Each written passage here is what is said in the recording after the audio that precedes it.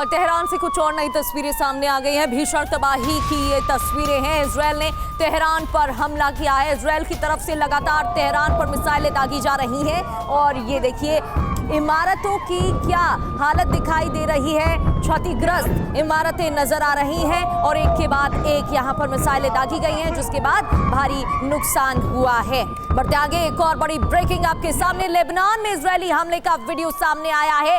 Lebanon में भी Israeli हमले जारी है। बेरूत राजधानी की तस्वीरें हमने आपको दिखाई थी, वहां पर किस तरीके से तबाही मचाई थी। जो एयरपोर्ट है, जो साउथ रीजन है, वहां पर भी अटैक किए गए हैं। और अब ये लेबनान की तस्वीर एक और आपके सामने। इजरायल के हमले से धमाकों की आवाज भी सुनाई दी है।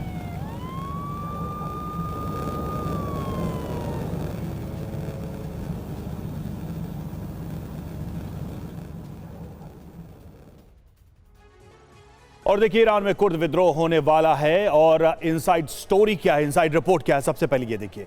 ट्रंप ने इराकी कुर्द नेताओं से फोन पर बात की। बातचीत ईरान इजरायल युद्ध को लेकर हुई और ट्रंप ने मसूद बरजानी बाफेल तालिबानी से बात की है। इराक सीमा पर कुर्दों के हजारों सैनिक तैनात है। इराकी कुर्दों के ईरानी कुर्दों से नजदीकी संबंध है।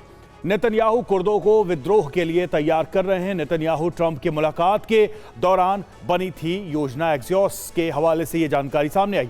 आगे क्या है, तो ईरान में बड़ा विद्रोह हो सकता है और कुर्दों के सारे विद्रोह का प्लान कई देशों के कुर्द भी इसमें शामिल हो सकते हैं। कहां हैं ये कुर्द? तो ईरान में है, इराक में है, सीरिया में है।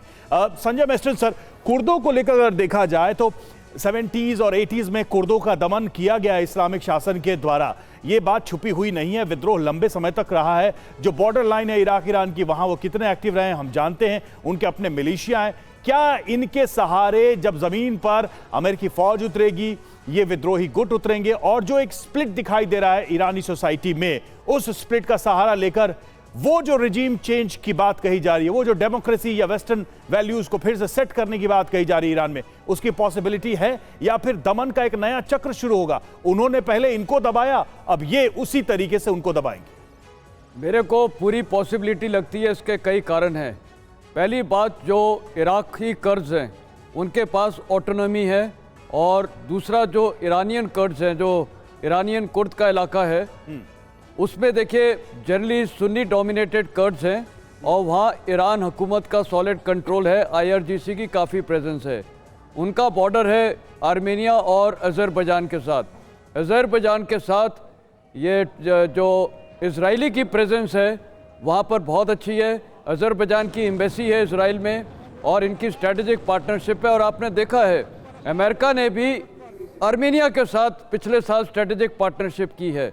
तो ये जो इलाका है साउथ कॉकेसस, इसमें इजराइल की प्रेजेंस, अमेरिका की प्रेजेंस और ईरानियन भी चाहते हैं वहाँ कंट्रोल हो, तो वो है। और कुर्द सबसे ज़्यादा बड़े एक फैक्टर हो जाते हैं जिसको अमेरिका और इजराइल मैनिपुलेट करेगा। तो मेरे को लगता है जो ईरान के अंदर सबसे पहला यहीं पर कुछ आज़ादी की लड़ाई शुरू हो सकती है। हमें हैरानी नहीं होनी चाहिए कि वहाँ कुर्दिस्तान दोनों मिलके, इराकी कुर्दिस्तान कुर्दी कर्ज और ईरानियन कुर्द मिलके वहाँ पर एक अपनी टेरिटरी बना दें और अपना इंडिपेंडेंस घोषित कर दें। और वहीं से जो बूट्स ऑन ग्राउंड की बाद में बात की हो रही है, तो वहाँ पॉसिबिलिटी है क्योंकि वहाँ पर बहुत सॉलिड कंट्रोल है। और अज़रबैजान और इजराइल के बीच इतने अच्छे रिश्ते हैं कि वहाँ से देखिए, एक तो वो ऑयल लेता है, दूसरा अज़रबैजान को UAVs और एयर डिफेंस सिस्टम्स देता है।